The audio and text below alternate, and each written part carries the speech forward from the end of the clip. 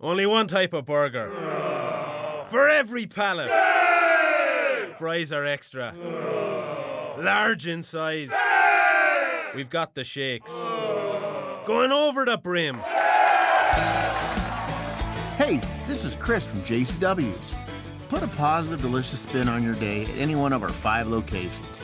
In Lehigh, American Fork, Provo, South Jordan, or Harriman. JCW's, quality and a lot of it. Do you love the Tabernacle Choir? This year, the choir's music is everywhere you are. Listen to your favorite choir songs and music and the spoken word anytime you want on Alexa by simply enabling the skill. Alexa, play music in the spoken word. Now playing music in the spoken word. You can also download the Tabernacle Choir app, subscribe to the choir on YouTube, listen on Spotify, and have access to all their wonderful music. Happy listening. DJ PK and Ken Pomeroy from KenPom.com. Ken, good morning. Good morning, guys.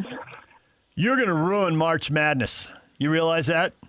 You are going to do it. You're going to ruin it because it's really not about the kids and it's not about the schools. For most people, it's about their stupid brackets. For me, it's about my stupid bracket. Goodness knows my bracket's dumb. You know what I just realized? I should just look at your rankings and pick it off that. You got 13 of the Sweet 16 in your top 16 at KenPom.com. You're going to ruin brackets. We're all just going to guess the same thing. We're just going to follow you. It's going to ruin everything. No, you shouldn't do that. Shouldn't do that, DJ.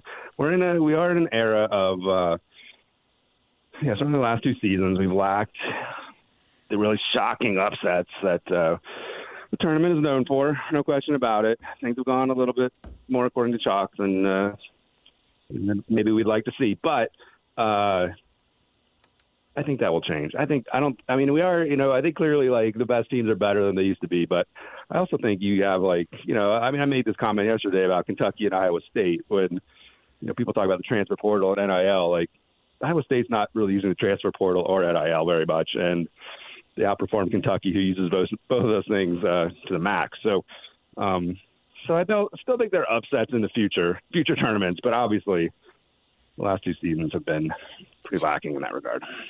Well, certainly they have if you go by the seeds, but there's been some exciting games, and for me, that's good enough, even if there aren't upsets. The opportunity for upsets are good, and then you have power teams playing each other. If it goes right down to the end, I don't really care. I don't care who wins. I just want to be entertained. And watching basketball on Sunday, I was entertained. Looking forward to when the Sweet 16 begins against on Thursday. I was saying, Arizona, if you want to consider them a favorite, I think we all would, or the favorite, I'm fine with it. But if I'm the Cats, I am worried about the Hogs because John Calipari knows what he's doing. Handicap that game, Arkansas versus Arizona. Yeah. Does John Calipari know what he's doing? Some people might push back on that. If he's motivated. He does know how to get good freshmen, and he has that certainly in Darius Acuff. Right. Throw Malik Thomas in there as well, a guy who gets no mention because Darius Acuff gets all the mentions for Arkansas, but another guy who is going to have a future at the next level. There are segments where you watch Arkansas and you do feel like, wow, this team can hang with anyone. They're just, super athletic and have one of the best scorers in the game in Acuff. But the results don't necessarily match that. Like, there are obviously long stretches where they can't quite keep that up, and that has kind of been the case for Arkansas this year. I still think Arizona is the most complete team in the field, most complete and most consistent team in the field.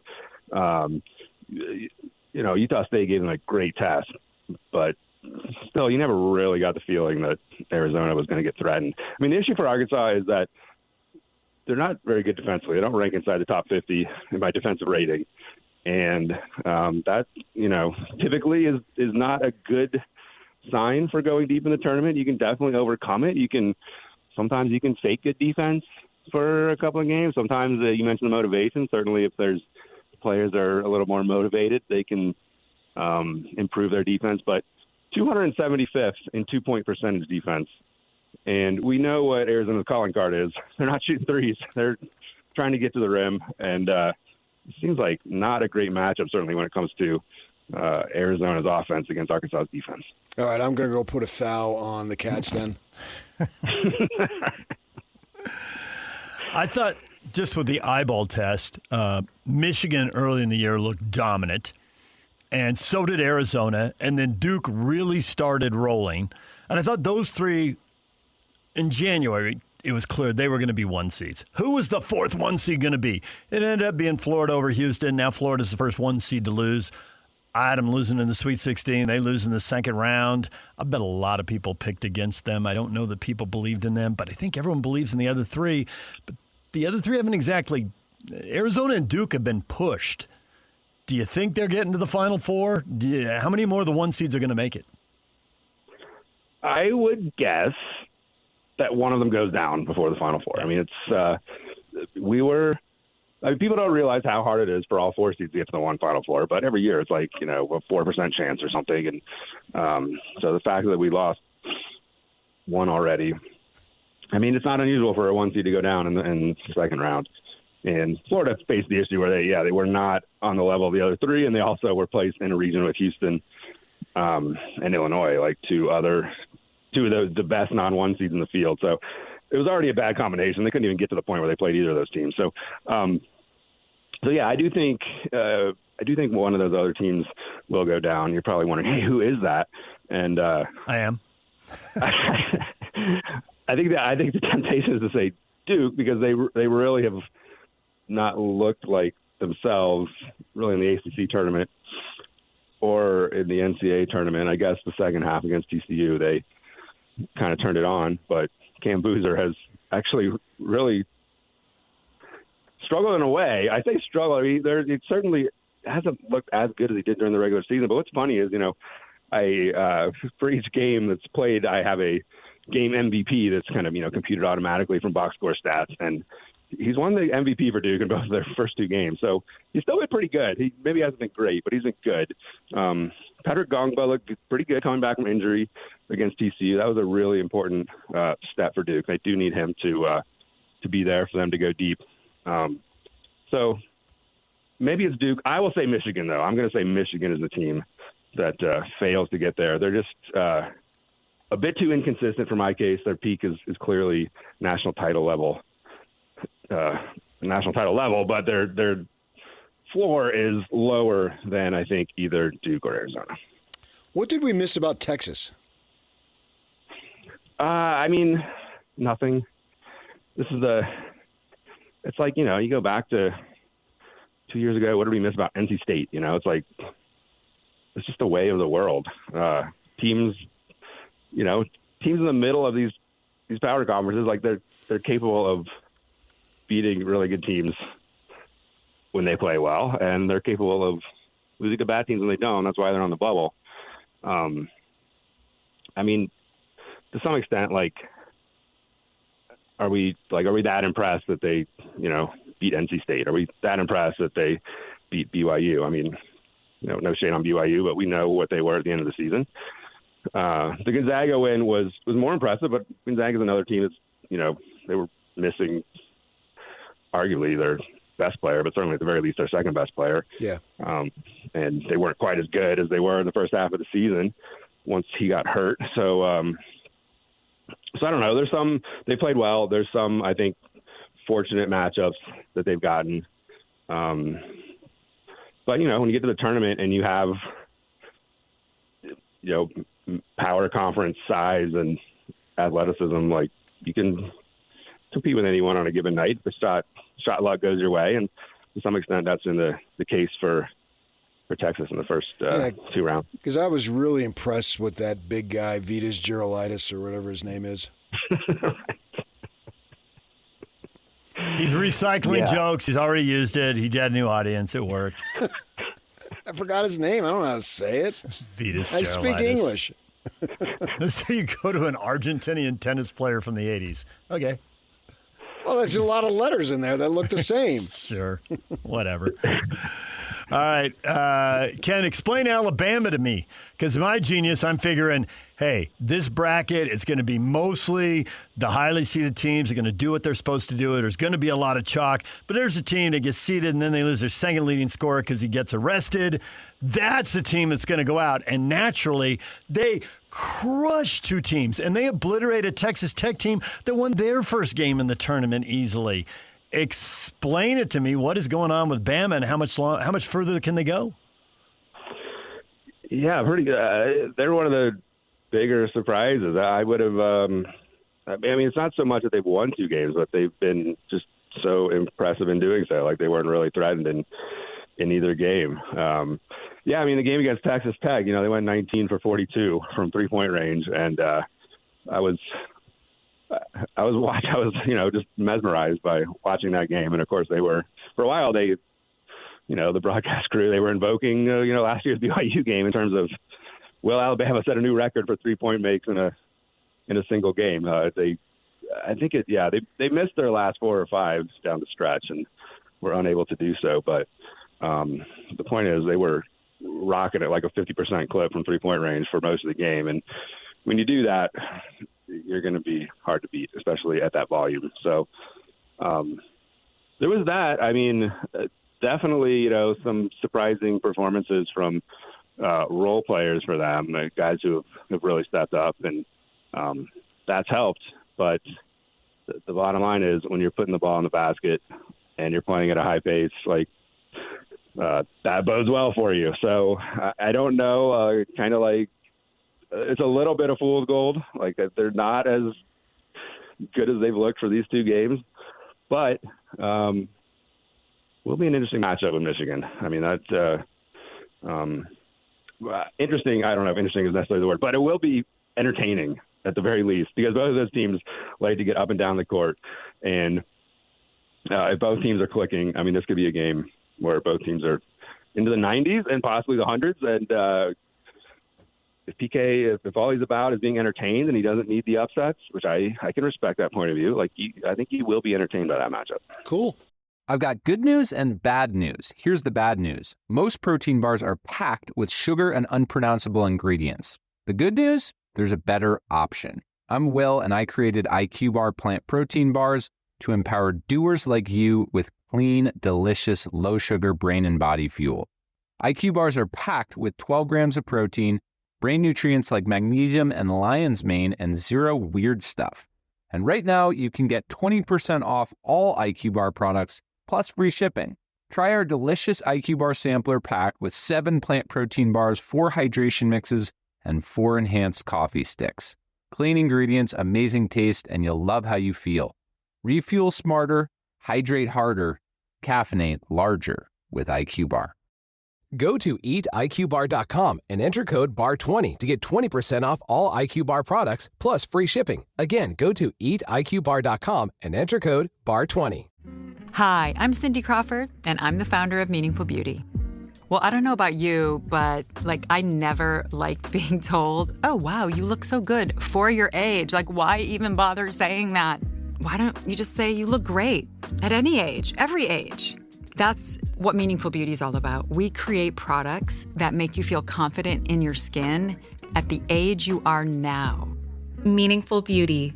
Beautiful skin at every age. Learn more at meaningfulbeauty.com. I don't think we've talked to you since the seeds came out. I thought I'd go rather than what you do analytically. I'd sort of look at it, eyeball it, and see if I can get it close. And with that in mind, I was hoping for Utah State to get a 7. I thought they were deserving of a 7. I don't know what the numbers said, but how much do you think Calhoun had a leg to stand on when he first said it was atrocious? And then he said after losing to Arizona that he was flabbergasted that they still got the 9, obviously win the game, and then have to play the number 1. I agree with him. So I was pretty surprised by his level of anger, when the bracket came out, because all I do, guys, I'm not a bracketologist when it comes to that stuff. I just look there's 100 people out there that do brackets, right? What am I going to add to the conversation? So I usually just look at those guys. and kind of know what to expect. And almost universally, like I think most people had Utah State as an 8, and there were a few 9s, and there might have been like 2 7s or something. Like there weren't that many 7s. So it was like 8 or 9, and they got a 9, and like there's no difference between being an 8 or 9. So no, who cares? But the idea you have to play the number 1 versus the number 2 in the second round. Yeah, certainly. Especially the difference between an 8 and a 7 is obviously bigger, especially in a year like this where some of the top 3 1 seeds appear to be better than your usual 1 seed. So anyway, I was surprised at, calling it atrocious is like a bit strong. Like maybe a mild error at best. I mean, I do think if you look at it from the perspective of how good the underlying predictive metrics, you could have justified Utah State as a 7, and the NCAA is starting to lean more on predictive metrics to do seeding.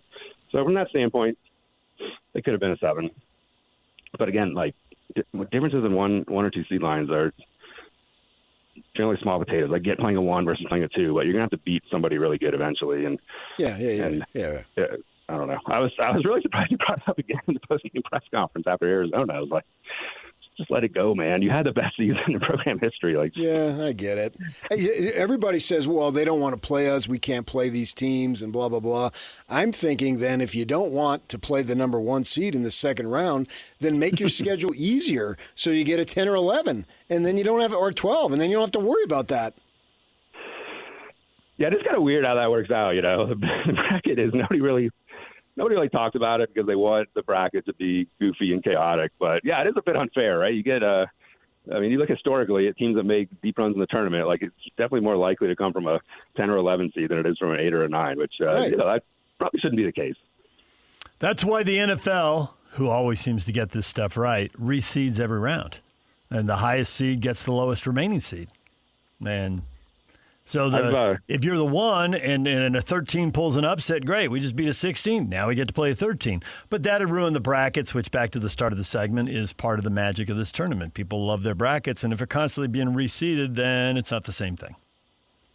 Yeah, I brought that up once on social media. It's actually hard to because teams are playing in different locations. Cities, truly reseed things. But certainly in the Final Four, you could reseed things, and yes, it's been brought up by others, and I brought it up as well. And the reaction was 100% to 0, right? Yep. You're an idiot. Why would they ever do that? And so okay. Good to have your sanity questioned, isn't it? It's just it's a little topic, a little discussion point. No, you're an idiot. If you had if you had to pick someone who wasn't a 1 seed, because we can look at your metrics and all that, is there a team out there that you're like, man, I know the numbers don't say it, but the eyeball test says this team's good, and they're still playing? The eyeball test says this team's good. I mean, there's a couple of so first of all, we got Houston and Illinois matched up in the Sweet 16, and it's number 4 versus number 6 in my rating. So the winner of that game is set, and it could be quite dangerous. Now, maybe the eyeball test, I think, matches with that. Houston has been just rolling. They really, they're one of those teams that is peaking in March. You look at what they did in November, unimpressive. December, a little bit better. January, a little bit better. Then they've just continue to get better, and they really do look like last year's team in many ways, at least in terms of quality. And then Illinois has been playing very well. Also, maybe the team I've been touting from the beginning has been Purdue, who has maybe not looked super sharp. I don't know. They haven't looked spectacular for sure in their first 2 games, but they've gotten the job done, and they will get the worst-rated team in the field, or left in the field in their next game against PK's beloved Texas Longhorns.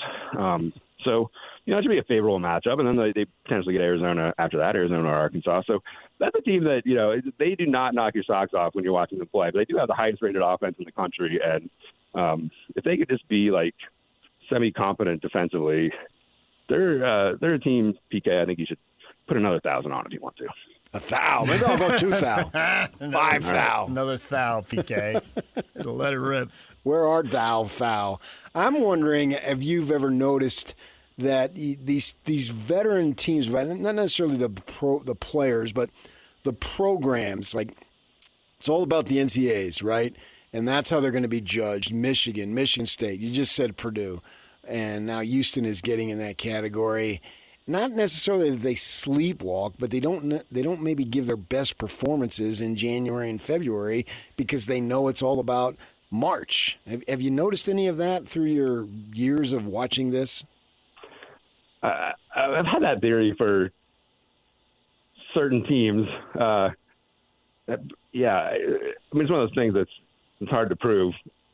And it seems like now with to me, it used to be like, teams, especially the elite teams, maybe they'd run with a pretty deep bench early in the season. And clearly that's like not necessarily optimal for winning games, but maybe more optimal for long-term development. And as you point out, like kind of gives you the illusion that we're underperforming a little bit and maybe there's some extra motivation early in the season to work harder and develop. But I think now with like the way, the net ratings work and it kind of demands if you care about your net rating, which, the net rating is I think a little bit overrated in terms of how it determines selection and seeding. But nonetheless, if you're really concerned about your actual net rating, you need to kind of not take games off. And so I don't know there's that much of that anymore. Like Houston's issue, was legitimately, they had like two freshmen who are the leaders of their team. And, naturally, like those teams, like this is true. Like you look at teams that are led by freshmen and they do improve more during the season than other teams. Like that's statistically verifiable. And so I think that is the case of what's going on with Houston. Sure. Kevin Young at BYU has talked, PK has a quote from him covering the NCAA tournament about, having to get shooting. Shooting can kind of be the holy grail, right? That's what they give you points for. I look at your ratings here. You have them ranked 13th offensively in the country and 61st defensively. Now, at the end of the year, that had some injuries. Obviously, they lost off a big part of their offense was Saunders. So maybe Kevin's reacting more to how they were in the moment, not some season-long ranking number. But nonetheless, PK and I think are of the opinion, like, you're going to get a lot better at the defensive end. What do you think, given all the numbers you've tracked with them this year? Well, certainly. Like, if you have the goal of reaching a Final Four, which was theoretically the plan for BYU at the start of the season, having a defense in the 60s is generally not going to get it done. Like, there are surprises out there. There are teams that are flukes and blow that away. But generally that's not going to get it done. And so it is about scoring. Like, you look back, I have data going back 30 years. So there's 28 champions in that stretch.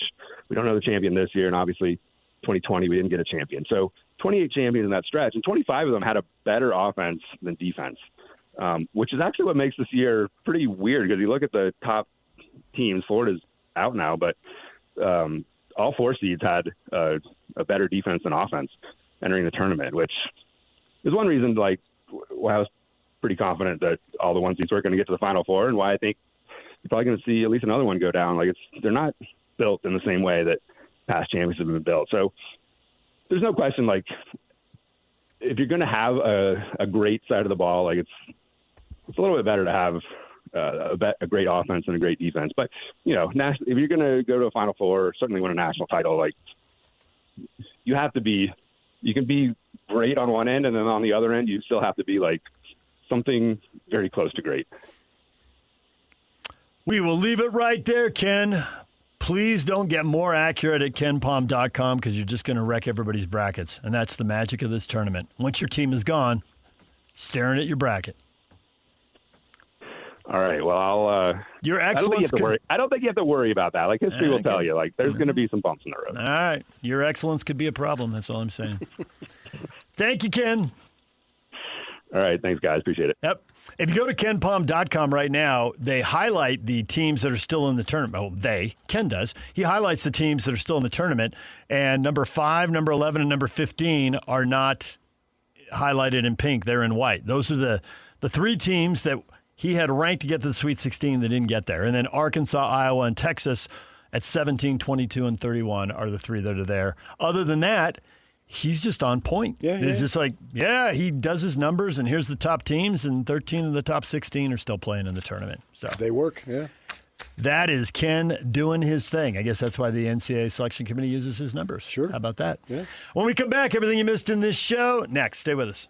There's no championship league for small business owners. But if there was, you'd be at the top of the standings. Because going pro with Lenovo Pro means you've got the winning formation, one-on-one advice, IT solutions, and customized hardware powered by Intel Core Ultra processors help you stay ahead of the competition. Business goes pro with Lenovo Pro. Sign up for free at lenovo.com/pro. Lenovo.